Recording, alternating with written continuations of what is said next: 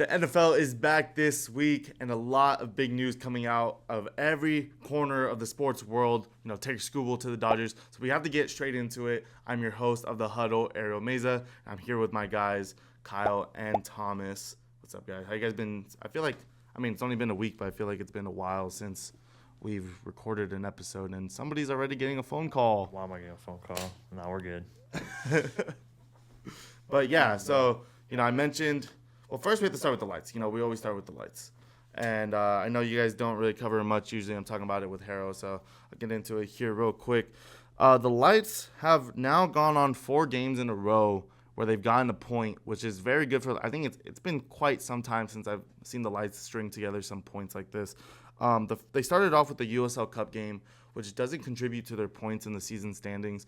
But they go on to win the next game 2-1 over San Antonio FC, 1-0 over Detroit FC, and tie at home against Phoenix Rising FC. And they're looking at a game tomorrow, as you're watching this, would be tonight on Wednesday, against Oakland Roots SC, another home game. So the back-to-back home games after this was like a 4-3 game away stretch.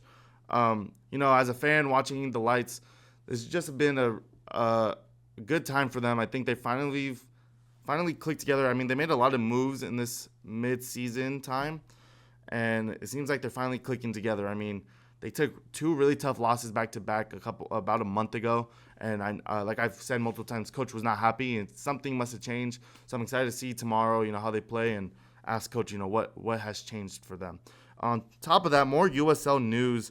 So not sure if you guys are aware what the USL even is. It's kind of a lower division of the MLS, and a big name has just signed to a new team, a Dallas team actually, a team I might have to root for a little bit for multiple reasons. These guys are laughing, but so Atletico Dallas FC, a new team starting next year, has signed my favorite soccer player ever, Chicharito, he was practically retired this past year after, he left LA Galaxy, went back to his childhood team, Chivas. And it didn't really work. I think he only lasted a year with Chivas, and now seemed like people thought he was retiring. He was actually on the Fox broadcast team, but he announces, right after the World Cup ends, that he's signing with the USL team, which is huge for the USL, huge for teams in the USL. That's a lot more coverage for this league that's trying to compete with MLS. So again, just super excited to see where that goes, how the USL grows, and how Atletico Dallas can grow as a team. But moving forward, that's enough soccer talk, enough lights talk. We have a lot to get into. We're going to start with Gobbo going to the Dodgers, a trade that many people are calling, the start of the lockout for this upcoming season of the MLB. A lot of people been complaining about the Dodgers and how much money they can spend on players and how much money they have, and it's unbalanced. But I'm going to let Thomas, just take it away because I'm always forgetting your guys' names. I'm going to let Thomas take it away because I know, you're more of a baseball fan than I am. But for you personally, Thomas, do you see this as an issue that the Dodgers keep getting these top players? I think that the lockout talk started last year when they signed Kyle Tucker, which kind of really set fans over the edge, especially after winning the World Series. But I do think this move, getting probably the best starting pitcher in the league, if not Shohei Ohtani, on the team as well. So now they're 1A, 1B combination. That's going to rile up a lot of fans, which it did. And I do believe there will be a lockout. Teams don't really want to play that, honestly. Like, if they know they're going in to lose, but once you get to a professional standpoint, you're competing with the best of the best, that. So, right. That's an excuse for some people, but I know some people are saying that, they're not going to come in and play. Oh, they're not going to play the Dodgers, which, they're getting paid millions of dollars, so obviously they're going to, pay. And it's a 162-game season. I don't know. Maybe if they cut the season down a little bit, that could make for more competitive games. But, the past 3-4 years, the Dodgers kind of have ran away with the Western, the National League, excuse me. And I don't know. We will see what goes on. But he got traded for a bag of chips and a drink, a napkin, and then a napkin, and then a plastic fork. But Zaire Hope was the better of the three. River Ryan's 27 years old, but was still in the minors. So I mean, he really hasn't panned out the way I guess he wanted to, or any other Dodgers fan wanted to. So they shipped him away. Got the best starting pitcher in baseball. So I don't know. Do you think it begs the question that this, because the MLB doesn't have a salary cap, correct? No. Do you think it begs the question that there should be one? Because I know with the whole Shohei Ohtani problem, they were like, What do you guys think? Do you think it's gonna like, Do you think it's gonna have a salary cap? because I think it should, Yeah, it will. personally, because I this think it opens will. too many doors that I think is just bad. I mean, I don't know if you guys are even aware. I'm a Dodgers fan, so Right. I'm happy about it. But this whole conversation, the big conversation I've seen around the people I consider to have a lot of, ball knowledge when it comes to or baseball, they always say instead of a salary cap, salary floor. But the problem is that these teams like the A's and maybe the Rockies, like these bottom feeder teams, aren't spending the money. Not that they don't have the money, they just don't want to spend the money. The Dodgers, of course, have more money, but they have no issue spending that money to get those championships. Another thing, I do remember this, was way back then when the Dodgers weren't winning and we kept choking, that everyone was making fun of them for choking. Now they win 2 back-to-back, and all of a sudden it's, pay to win, they have all this. So it's like, everyone's always going to complain about the best. Even me, I complain about Messi, complain about Patrick Mahomes. People are going to complain about the Dodgers. So I think while maybe there should be a salary cap floor, it's still competitive. It's still baseball. I mean, the Dodgers have lost the last 4 games. And it just got swept by the I think Red Sox. The Red Sox, so. yes. And it's like, I mean, I understand in baseball, you can kind of get away with losing a game much more than in even basketball. Like, it's what would you say, 162 games 162 season? games. Yeah, so like 1 game, but 4 back-to-back. And then I was just looking at their records right now. They're right there next to the Brewers, top of the league. Mm-hmm. Like, is it really that much of an advantage? I mean, probably come playoff time, yes, but these other teams are still full of professionals, like you said, Thomas. So we talked about it. What was that last week with the Sixers, that they have the best roster on paper? So now we look at the Dodgers; they have the best roster on paper. Sometimes that doesn't pan out. But obviously, being back-to-back World Series champions and then going into this season, obviously the favorite now, gaining Tarek Skubal. I'll actually give the Dodgers credit because, like the Mets, the Padres, they spend money, but they don't know how to utilize that talent. I'll give the Dodgers a lot of credit in that aspect, at least, that they know how to put it together and create a winning culture. The Mets, I mean, they paid Juan Soto $762 million, and along with a lot of other position players, combination of pitchers, relieving pitchers, and that has not panned out. They missed the playoffs last season, so I mean, the Dodgers can definitely win. That's for sure. Also talk about the market. I mean, as well, like the sports market. Obviously, in LA, it's insane because they have. At one point, they had 3-4 teams, and I mean, just all across sports. And at the same time, you look at what the LA has now. They have the Rams, which is probably one of, if not the best team now in the NFL. They're another team that's like and that. it's like you look at these markets, and I think one interesting situation is going to be the A's because when they come to Vegas, Vegas is a humongous sports market as well. And I think you talked about spending money. They're going to have to spend more money, especially because I think the city of Vegas will kind of, because they've never had a baseball team or like a Major League Baseball team. So I think in terms of that aspect, they'll get more reason to spend money. But I do think you're right, though. I think with LA, they know how to spend the money. They're willing to spend the money. They get the right players. And, similar to the Rams, they just are building a super team, and they're in a win now mentality. But Dodgers, it's win now and as well. I just think if you have an owner that owns a team and you kind of have to be competitive. Yeah. If you want to be relevant, you have to be competitive, meaning you have to spend money. I know the Pirates owner is a piece of garbage. Bob Nutting does not spend a dime. Actually has gotten a little bit better this last offseason, but I mean, other than that, has owned them for a long time and has not given players money for some odd reason. Same thing with the A's. I mean, they created a whole movie called Moneyball, literally, where they play cheap baseball and got cheap guys on cheap contracts and compete. So, I don't know. I think these small market teams, like you said, they have to have a floor. Get these owners to spend because, you own a team. Obviously, fans don't want it to be oh, it's another loss, another losing season. Yeah. Like nobody wants to see that. So Yeah. I mean, and with the you could install a cap, and it probably would make the league more competitive, but from a player's perspective, they don't want that. They want, I mean, why would they? They want to be able to get the opportunity to be paid as much as they can be paid. If you're Shohei. And my question is, even if you install a cap, like what happens to these guys' contracts that would completely blow over every team's exactly. caps, right? Like, what do you when would you install it? Would you wait for Shohei's money to be, and the way his contract is Right, so set he up signed is, for 10 years. Yeah. Like, it's kind of like deferred money. Mm-hmm. So, like, right now he's making, I think, $2 million, but you got to take into account New Balance contract and then overseas contract in Japan. I mean, he's literally everywhere. So, I mean, he doesn't need the money. He's going to make whatever, 50 mil whenever that deferred time ends up.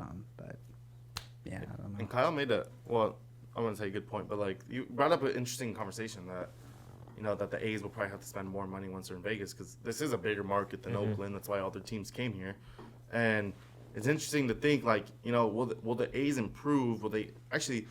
My question is, will they start making more money because they're in Vegas? Because huge tourist capital, probably biggest tourist capital in the world. Even though some people say it's going down, but but.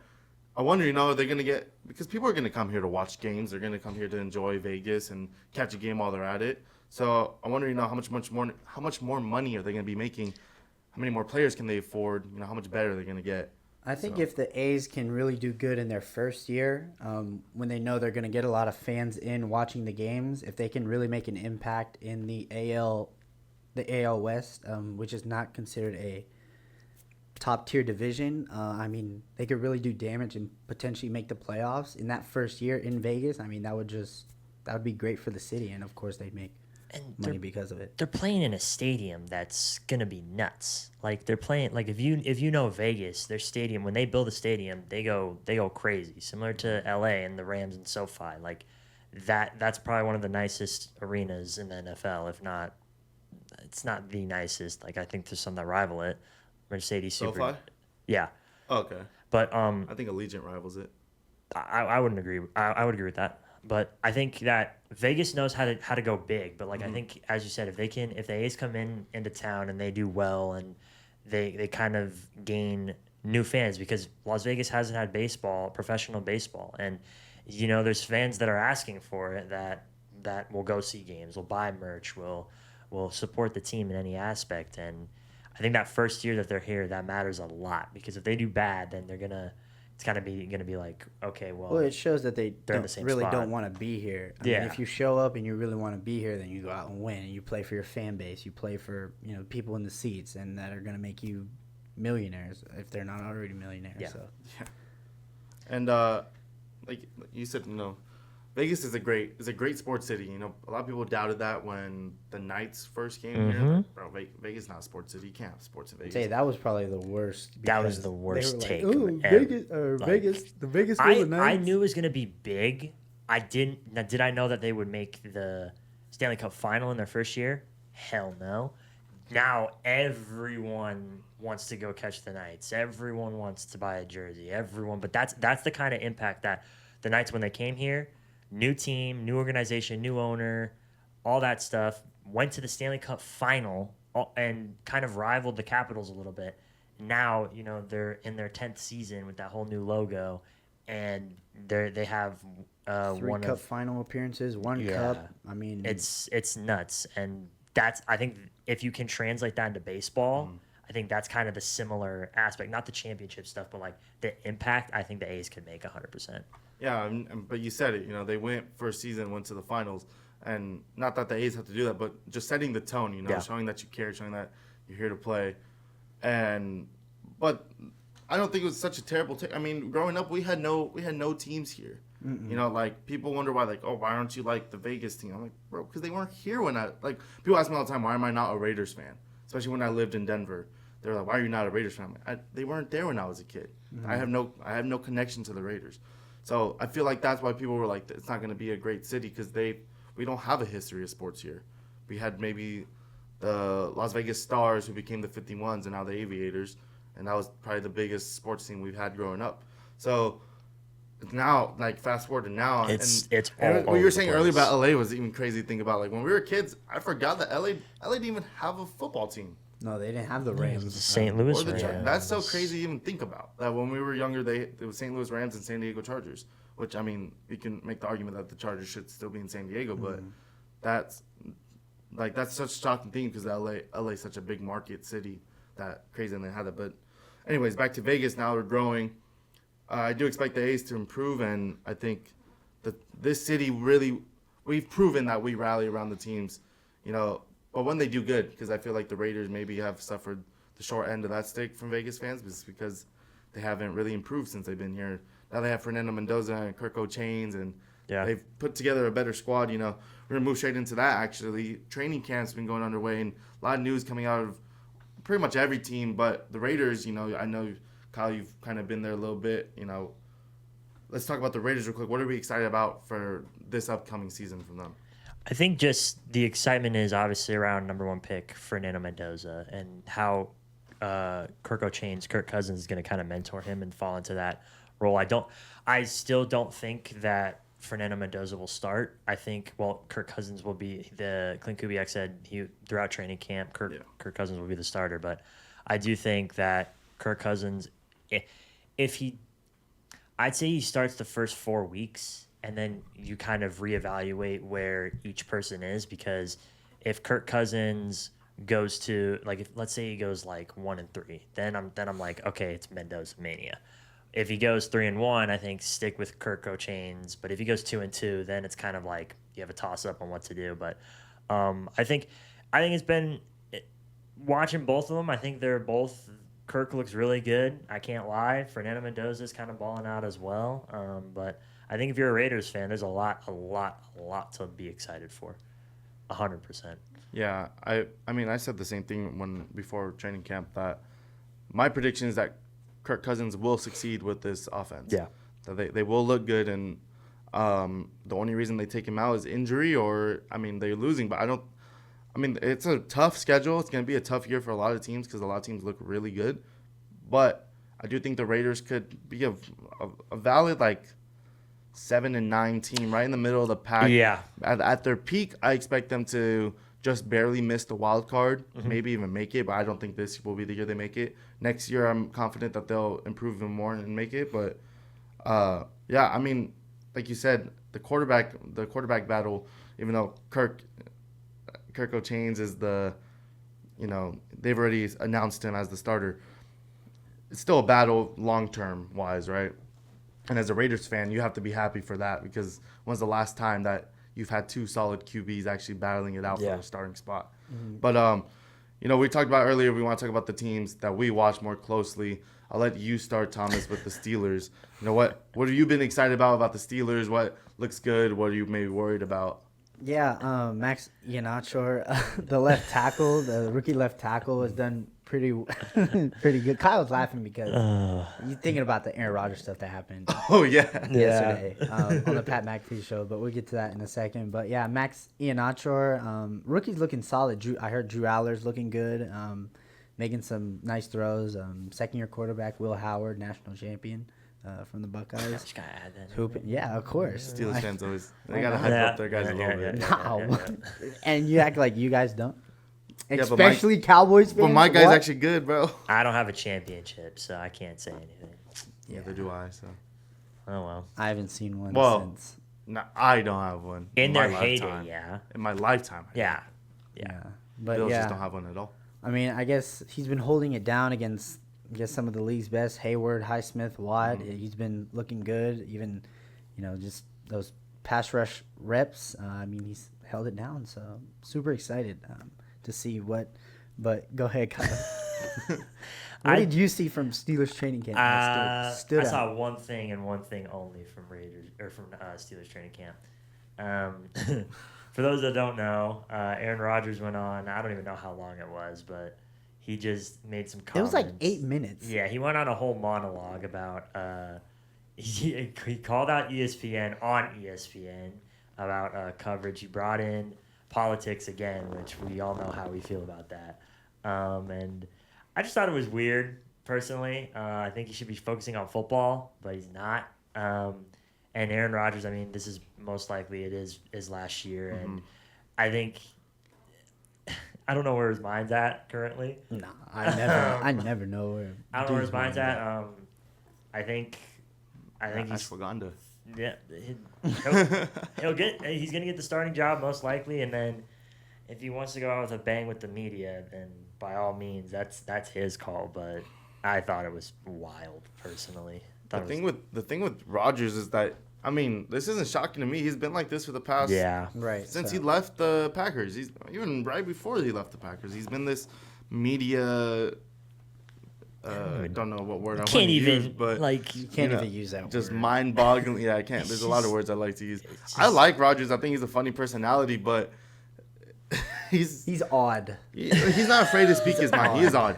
He's not afraid to speak his mind though. He's a very controversial person, and I mean, did you guys see right before all this, he finally made up with his family? Yeah. Which he's been, like, for a long time known to not, like, mess with his family at all. Ever since he made the league, he completely cut him off. So that's why I guess people were going at him like, oh, you're going to wait for your family for that long? So I guess he was calling out those people. He was like, hey. I mean, happy for him. Like, yeah.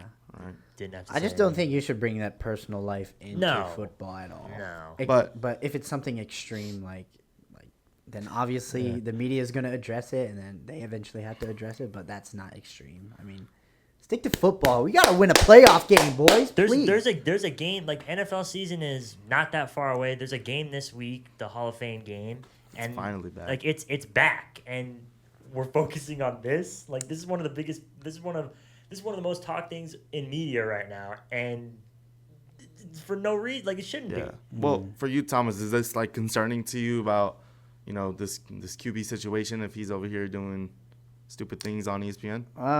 No, I'm just kind of used to it. Like you said, you know how he is. Yeah. The thing that's more concerning that was at a Steelers training camp, Mike McCarthy announced that they won't be live tackling. Yeah. So this kind of upsets me considering, like, oh my gosh, we are professionals. Like, so what do you think is going to happen in week 1 when these guys aren't tackling in training camp right now? Somebody goes at you full speed and, like, you have, like, 6 injuries right there. And then it's like... It's a valid question. I mean, what is McCarthy going to address the media? Like, oh, yeah, we're going to catch up to where we should have been, like, a month ago by... So you're already on the back foot is basically what he's saying at that point. Mm-hmm. Well, you're already fighting from behind. Right. Like, if you want to get back to that spot, like, that just makes no sense. When you think Pittsburgh Steelers football, you think hard hitting, run the football, like right at your face, like play good defense, all this other stuff. Like, but now you announce to the media, we're not going to be live tackling. It just looks bad. in simple terms soft. Like it looks soft, but I guess that's how the game's kind of getting. So I mean, they're trying to utilize availability over ability, which is, I guess, the best ability. So I mean, he's trying to minimize injuries, and I understand right, that. But I think to injuries prepare, come with football, like regardless. Right. It's a part of It's football. a game. but you know, I feel like there's been so many teams recently that end up suffering because of these big injuries that if they were fully healthy, they'd be top teams. And I'm not that the Steelers are that, but yeah, I mean, I see where he's coming from, but I don't think, like you said, I don't think it's the right decision because, you know, these guys got to get ready to play opponents who aren't trying to watch out for each other's health. They don't care, right? Right, so you're about at half speed, while Other teams are at full speed. I think week 1 you play the Falcons, who are going to be at full speed.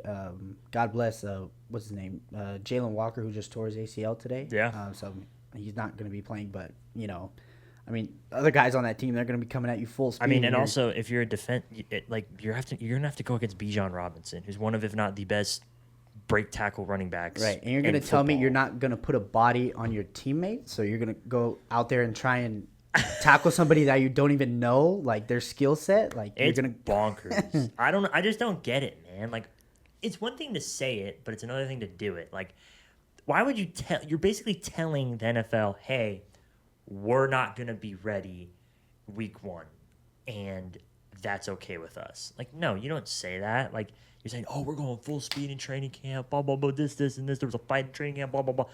That shows passion, but I just don't think that I don't think they're behind the ball a little bit. Which So is I not guess what they it is. are tackling. They're not fully tackling to the ground. But that's So that could result in a lot of missed tackles. What's the point? Well, exactly. Like, just play 7-on-7. Like, just play football, man. yeah. Like, come on. I I'm don't so know. glad to see the Steelers fans dealing with my old coach, and I hate it. Mike McCarthy has an interesting track record as a head coach, especially I know you have him. You had him. I at personally didn't Dallas. even hate him that much as our coach. I thought Some of his decisions. I do think he. I mean, maybe it's the other way around, but I do think has to be partially credited for Dak's like Progression. progression for like how much he's progressed as a quarterback. I've heard a lot that he is a QB quarterback, so I think if you're a Steelers fan, you have to be a little excited for Drew Alar or That's what I'm Will excited Howard. for. Will Howard, yeah. Like, and I thought Will Howard would be the future of that team, and maybe have a future QB battle between him and Alar. But I mean, the good thing, Yeah, I mean, the I don't good know. thing as well is Drew Aller and Will Howard are both young, yeah, Right. and you have two young quarterbacks. That are kind of, I don't want to say same style because Will Howard's mainly a pocket passer. Can sometimes run. I mean, we saw his accuracy with Jeremiah Smith at Ohio State during that championship run. But Drew Aller, I mean, I think he's best when he's moving because in the pocket he makes some questionable decisions. Obviously, he fell on the draft board because of the injury, but I think that he brought Penn State to that caliber against Notre Dame. Did he have a bad game? Yes. Did he make some questions? Yes. But I think when you take a look at those two quarterbacks, I mean, the Steelers obviously moving on from Aaron Rodgers after this season most likely, and I think there's a lot to look forward if you're a Steelers fan. Yeah, for I'd the say I future. like McCarthy in the fact that, he's very offensive-minded guy, and as a Steelers fan, we've lacked an offense since the heyday of Big Ben, which was like 2017 with the Killer Bees. Like, that was yeah. we went from offense to we had good offense, bad defense. Now we had good defense to bad offense, and now it seems to be going in the opposite direction. Now it's like bad on both sides. I don't know. We'll see, but yeah, I don't know. I'm just excited football's back, man. Yeah. I mean, I know how you feel about good defense. I know what it feels like to have good offense, bad defense. Being a Cowboys fan in 2025.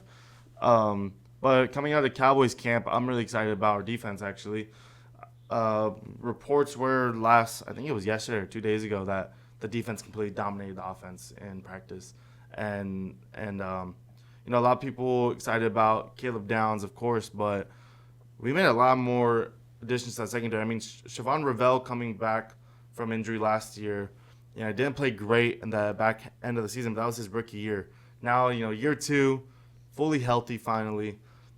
He goes and he broke up like 4 passes they said in practice.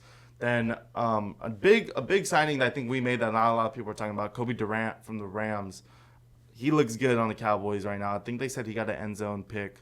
So picked off Dak, and they said that he like fell off of CD's route and got back on and picked him off. So I'm excited for the Cowboys defense. Not much there. I don't want to ramble on about them, but I always feel like, at least Cowboys fans, I'm not sure, the Cowboys discourse I've seen online, there's always something to complain about. Like Cowboys, if the defense dominates, people are going to be in the comments being like, oh, here's Dak and the offense sucking again.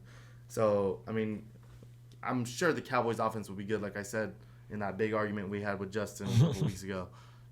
There's no reason for the Cowboys offense to regress. And So all I want to see right now is that the defense is doing good. And I think it also brings up with the offense of the Cowboys, George Pickens, because I know he's in a little bit of not a contract dispute, but I would say, it's a contract season. it brings up with the recent news, Zay Flowers getting way too much money, in my opinion. Like, what do you mean? $35 million a year, 4 years, 140, $100 million guaranteed. Yeah, like though. when you look at that is like, because Justin Jefferson, he's making as much as Justin Jefferson, or is he making more? He's making, when I looked at it, I saw he's making more guaranteed money than any wide receiver in that. That to me is outrageous. Which is completely wrong, because when was the last time you guys said Zay Flowers top 5 wide receiver in the league? not never. Well, let's talk about the last time we've seen the Ravens have a wide receiver 1, like a true wide receiver 1. I think that was more of like a franchise move to get their, in their eyes, I guess, a wide receiver 1. But I don't wish them the best, considering they are in the AFC North. So, go Steelers. So the contract breaks down. So he is the fourth high. He's fourth on the receiver AAV money. So Smith and Jigba is $42.15 million. Jamar Chase is $40.25. Drake London is at $35.25, and Zay Flowers is at $35 million. That's our average per year. Yeah. So Zay Flowers and Justin Jefferson are tied, and then CeeDee Lamb is making $1 less million at 34. Right. So, But that's the total contract when it's that's guaranteed AAV, money, but he has the most for the guaranteed money for a he has receiver. the most, which is insane. Which is like he's not, in my opinion, he's not as good as Jackson Smith and Jigba. He's not as good as Justin Jefferson, and he's not as good as, the one argument you can make is Drake London, but at the same time, like, I'm taking Drake London. Zay Flowers has had a lot of bad things, like fumble damn near at the goal line. I just think he's a little inconsistent dropping the ball. Like, Oh my, 100%. I think I'd take Drake London too. I mean, just his size alone. Pause. No, I think I take. You take Jake over London him. because of his size. Pause. But like the Yes. frame and size, like that's like a quarterback's best friend. You see a guy that's Yeah. 6'4". And he can catch the ball, and Drake London hasn't made as Right. many mistakes. in my Right. opinion. Right. But the fact that he's on the I'm same, better than Amon Ra. the fact that he's the same AAV as Justin Jefferson, We didn't even mention Puka Nakua. Like, yeah. but I mean, he's Yeah. I mean, this is tripping off the field, but hopefully Burrow is this locks his it in. contract year too? Yeah, the thing with Puka is, they signed Myles Garrett. They have no money for him. He's on his rookie contract right now. If he goes to a free agent, there will be a lot of teams. You can't let a guy like No. talent-wise Puka Nakua go. But He is one of, if not the best. He's one of the best contested catchers in the league, I think. Yeah, but I mean, from a money standpoint, I don't see him staying with the Rams, especially with the shenanigans he's had going on. I think the Rams are they'll going to make get some tired way of him. because they're not gonna. I don't think he'll be a Ram next year. Personally, I I wouldn't think say he'll that's be on a new team. I wouldn't say that's But- a crazy take. The whole Zay Flowers thing, as a Cowboys fan, you mentioned because of George Pickens is terrible for us Yeah. because we're in this year where franchise tagged Pickens, long-term deal never came. So now he's just playing on the franchise tag and he's there to prove that he's worth that money. This Zay Flowers deal is resetting the whole market, and now you have to pay Pickens more than Zay Flowers.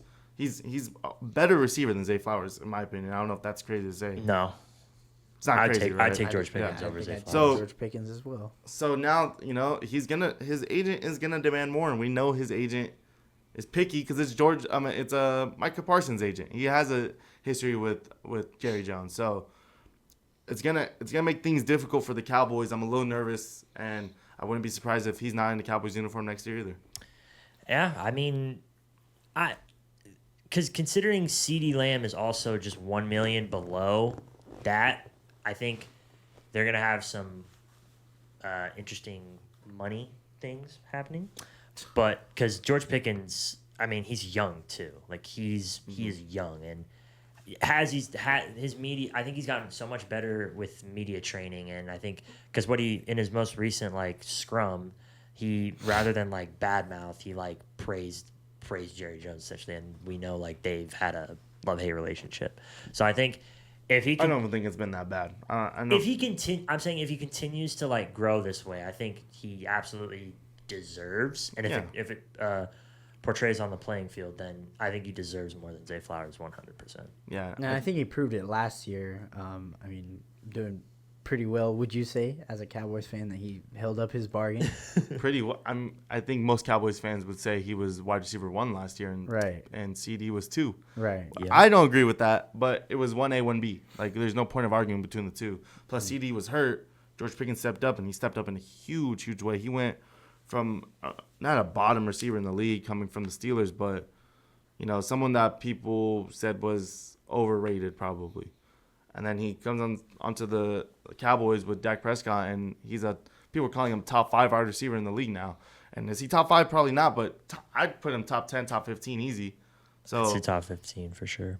naming 10 wide receivers better than George Pickens. Justin Jefferson, Smaxon, Jackson Smith and Jigba.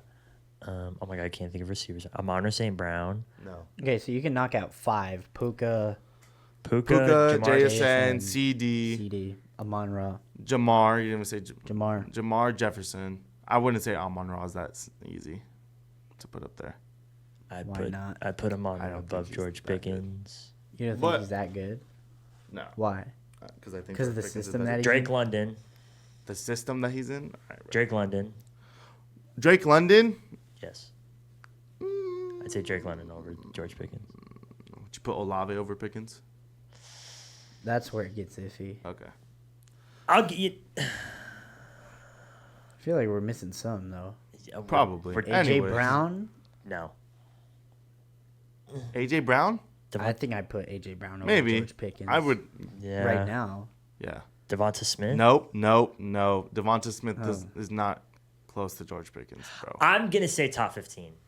I don't think. Okay, I that's think fair. we're. I Whatever. think we're missing like two. Big Probably. We're probably forgetting two big guys, but I think we got to dive into what the 49ers got going on there Yeah. down by the bay. Because, dog, I don't know what's in the water over there, but they there's been a got... few injuries already in training camp, but them. They're just like an injury magnet. Like. Well, first, Debo signs to the 49ers, and which they needed because they don't have no one. well, at first I had no idea about Ricky Pearsall not being available for this year. I think the news broke first about Debo signing back, and then a few hours later, Ricky Pearsall is put on the injury reserve for the entire year. So And that whole situation was kind of crazy. I guess his doctor told him last year that he doesn't need surgery, and then went the whole year without that surgery on his knee, and then I guess now he needs surgery, so he's going to be done like basically 2 years now. So So, through 5 practices, they have 9 injuries already, and you have Mike Evans with a quad. Ricky Pearsall's done with a knee. Christian Kirk has a calf injury. So there's 3 receivers right off rip gone, and then just like a couple other guys. I But think a couple guys, key guys on the defense, Malik Mustafa's hurt. like that's just nuts. Yeah. They've been last year they didn't have a good season because they were injured. CMC got injured. No, but they still had a good season. yeah, Though. With but all those injuries, they still had a pretty good season. Yeah. Like, it's I crazy. they're just injury prone. They're just used to it, so all they just time. win anyway without the B team, the C team. Yeah. I don't know. Brock Purdy's gonna have his work cut out though. I think this season. If he can Which- stay healthy. which I was saying, Crazy. yeah. Well, last year he was hurt and then came back and he balled out. And, Right.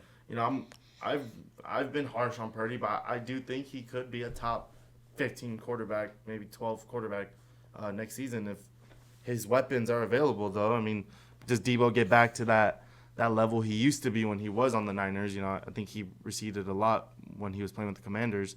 And then we talked about it before. Ayuk probably not going to be No. signed He's by done. anybody. He's I don't done. know where he ends up. So Cancun At home. Here you go. At home streaming with a podcast like the rest. hey, Like, you can come onto the Huddle, bro. We got you with the $2 contract per year.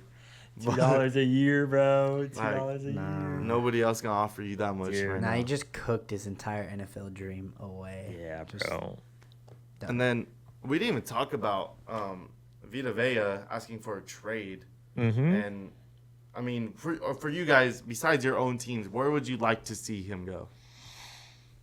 Where would I like to see him go? Yeah, besides your own team, of course. I would like to see him stay in Tampa because, I mean, he was the He's like the main guy he's on the that defense. backbone of that Right. defense. I think of the team now that Levante David's gone, that guy is the backbone of the team. Mike Evans gone too. That guy. Devin White's gone as well. Yeah. Like there's so many. He was the backbone of that defense, and then they're also in a contract dispute with Baker Mayfield as well, so they have to figure out that. But things are not sunny in Florida. As Tampa Bay is not. It's not. Yeah. It's not looking too hot. But I think I honestly can't say a team that I want him to go to because he just fits on Tampa Bay. Like Right. I get he's demanded a trade, but he just fits on that team, and I don't think he can make as much of an impact on another team. People Right. think he's going to the Rams. If he goes to the which is Rams- crazy, No, which and is there's just no crazy, way. Crazy. If the Rams got money like that, crazy. I don't think so. you know but what? it says here, Jeremy Fowler saying that Vita Vea has zero intention to play under his deal. So he could be sitting out this year they don't pay him or what, or they don't trade him. I've seen rumors about, the Raiders. Yep, I was going to say the maybe Raiders. Max Crosby deal there. I don't expect the Raiders to even try to trade Max Crosby after what happened. So, I think though, if the package is sweet enough, the Raiders will jump at it. I think so. I feel like You see the way guys get traded now for like a third rounder, like. From my side, from what I saw coming out of Raiders, Cowboys reports, I feel like we offered a pretty good package for him, and they were not willing to buy. After the Ravens deal going down and it getting turned around, Thank goodness, man. I was so nervous. The price of him has to go down from that point. There's no way. What did they trade? 2 first-rounders for him? Yeah. So he's not going to be worth 2 first-rounders anymore because that trade did not go through. He's injured. That price has to go down. I'm pretty sure we offered a first and Osa Digizua. I thought that was enough. Maybe it was even a first, a second in Osa. So, what do they want? They're not going to give him up unless they get 2 first. I don't think it's likely for any team to offer that. The other thing to factor in is this is the first time in a while that Max Crosby is 100% healthy going into training camp, because the reason that he didn't get signed to the Baltimore Ravens is because of that knee injury. And I think that I don't think the Raiders will repay him. I don't think so. I do think they'll jump at the opportunity if a trade is insane, they'll do it. But again, he is the backbone of that team. He's the backbone of that defense, and there's no other place. I know, because when we found out he was going to the Ravens, everyone was like, "What?" Because we can't imagine him without the silver and black of the Raiders jersey on. There's just no way. Mm-hmm. Yeah, and running out of time here, but we said earlier, NFL's back this week. Hall of Fame game in 2 days. This will be out on Wednesday, so tomorrow Hall of Fame game. Carson Beck will be starting for the Cardinals, and you said Kenny Pickett starting for the Panthers. Kyle's already making a face. My question to you guys, which quarterback's going to have a better performance in this meaningless game? I'd probably give it to Carson Beck. Yeah. As much as I don't like that's Carson 50-50. Beck, that's the. I wouldn't be surprised. I'll say Kenny Pickett. I don't like Carson Beck. What's your issue with Carson Beck? I just think he played too much time in college, and he did win. He won with Miami, but I just don't like Carson Beck. Well, I like Kenny Pickett more than Carson Beck. Put it that way. What was that? I like Kenny Pickett more than Carson Beck. This is why I'm picking. I like Kenny Pickett. Too bad I don't like him playing football. He sucks. Yeah. But this is the most 50-50 Wait a minute. quarterback battle of all time. When did Kenny Pickett get traded? When did he get to the Panthers? dog, he's been bouncing around. He was on the Raiders. Yeah, that's the last thing I remember was him on the Raiders. That's on the He's bounced around to the Eagles, Browns, Oh my goodness. Panthers, Raiders. So that's 5 teams in 5 years. And how old is he? Is he even 30 years old? Nah, he's like 26 or something. Journeyman already. Well, maybe Aaron Donald arc after going to the Panthers and just being, We're just happy football's back, man. Yeah, man. Football's back. So excited. Preseason starts not that long, and then the regular season is less than 50 days away. It's gonna be a fun time. We're entering the Best time of forefront year. of sports again. And it's an exciting time. Well, once preseason starts, the season's right behind it, and it feels like as long as you have some football games to watch, the weeks start going like that. So, very excited. Going to be covering it all year long right here on the Huddle. So make sure to tune in every week. We're going to do, I think, just a weekly episode on Tuesdays, hopefully. So keep checking in. Again, I was your host, Ariel Meza. Thank you, Thomas and Kyle, for joining me today. And we'll see you guys next time. Peace out.